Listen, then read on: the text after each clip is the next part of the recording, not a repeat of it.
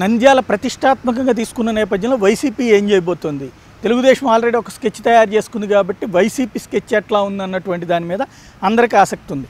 ఇక్కడ చాలా కీలకంగా మారబోతున్నటువంటిది జగన్ 10 రోజుల పాటు అక్కడే క్యాంపు వేయబోతున్నారు. అది నామినేషన్ల పర్వం పూర్తయిపోయిన తర్వాత, ఉపసంహరణ పూర్తయిపోయి అభ్యర్థుల ప్రకటనని వెల్లడించిన తర్వాత 10వ తారీఖు నుంచి 20వ తారీఖు వరకు అక్కడే ఉండబోతున్నారు అన్నటువంటిది సమాచారం.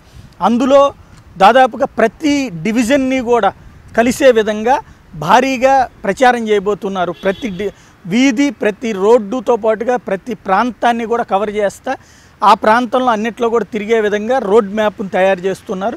మొత్తం స్ట్రీట్ కార్నర్ మీటింగుల కింద దాదాపుగా 100 నుంచి 120 మీటింగులు జరిగేటువంటి అవకాశం ఉంది. అట్లాగే టూర్ లాగా, అంటే ఒక యాత్రలాగా నడిపేటువంటిది మాత్రం భారీగా దానికి మొబిలైజ్ చేయాలన్నటువంటిది అక్కడ ఉన్న నాయకులకు ఇచ్చినటువంటి సందేశం. ఈ నేపథ్యంలో చుట్టుపక్కల నుంచి మొబిలైజ్ చేయడానికి ఏ మేరకు అవకాశాలు ఉన్నాయన్నది కూడా పరిశీలించుకుంటున్నారు. ఇది కాకుండా దాదాపుగా 5గురు ఎంపీలను అక్కడికి పంపిస్తున్నారు జగన్. కరుణాకర్ రెడ్డి దీనికి లీడ్ తీసుకునేటువంటి అవకాశం ఉంది. కరుణాకర్ రెడ్డితో పాటుగా విజయసాయి రెడ్డి, ఒకళ్ళు ఫైనాన్స్ వ్యవహారాలు, ఒకళ్ళు గ్రౌండ్ లెవెల్ పొలిటికల్ వ్యవహారాలు. చెవిరెడ్డి భాస్కర్ రెడ్డిని కూడా అక్కడే మొబిలైజ్ అయ్యేందుకు అవసరమైనటువంటి ఏర్పాట్లు చేస్తున్నారు. రోజాతో పాటుగా దాదాపుగా 10-12 మంది ఎమ్మెల్యేలు ముందు 3 రోజులు నామినేషన్ల ఘట్టం దగ్గర నుంచి 10-12 మంది ఎమ్మెల్యేలు అక్కడ కాన్సన్ట్రేట్ చేయాలి. కడప, కర్నూలు, అనంతపురం ప్రాంతాలకు సంబంధించినటువంటి నేతలందరూ కూడా అక్కడికి వెళ్లాల్సినటువంటి ఏర్పాట్లు చేస్తున్నారు. తర్వాత సెకండ్ ఫేజ్లో, అంటే మొదటి ఫేజ్లో వీళ్ళందరూ కూడా డివిజన్ని కలిసేటువంటి ప్రక్రియ చేపడితే, సెకండ్ ఫేజ్లో జగన్ స్వయంగా రంగంలోకి దిగడం, జగన్తో పాటుగా షర్మిలను కూడా దించుతారా లేదా అన్నటువంటిది మాత్రం తేలాల్సి ఉంది.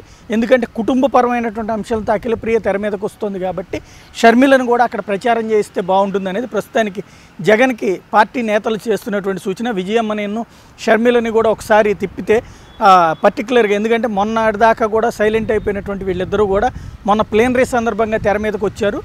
దాంట్లో నంద్యాలలో ఒకప్పుడు భూమా నాగిరెడ్డి భార్య శోభా నాగిరెడ్డి మరణించినటువంటి సమయంలో ఈ కుటుంబం అంతా కూడా వెళ్ళి ఆనాడు ఓదార్చారు.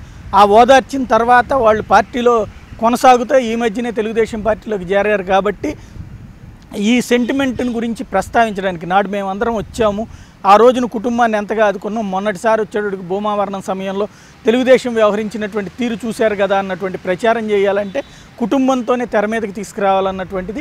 ఇంకోటి, వీళ్ళు గ్రౌండ్ లెవెల్లో పబ్లిక్ దగ్గరికి వెళ్ళడానికి కూడా ఈజీగా ఉంటుంది అన్నటువంటిది కొంతమంది నాయకులు ఇస్తున్నటువంటి సూచన. మరి అది కూడా ఇంప్లిమెంట్ చేస్తే కనుక పూర్తి యుద్ధానికి సన్నద్ధమైనట్టే కనబడుతుంది.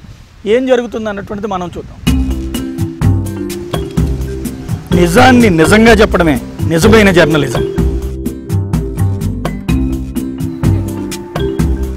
అవాస్తవాలతో కూడిన వార్తలు సృష్టించేదే జర్నలిజం. ఒక అంశాన్ని అవగాహనతో చర్చించుకుందాం, నిర్భయంగా నిర్మోహమాటంగా మాట్లాడుకుందాం. సమాజంలో మంచి మార్పును కోరుకునే సామాన్యుల్లో ఒకడు మీ జర్నలిస్ట్ సాయి.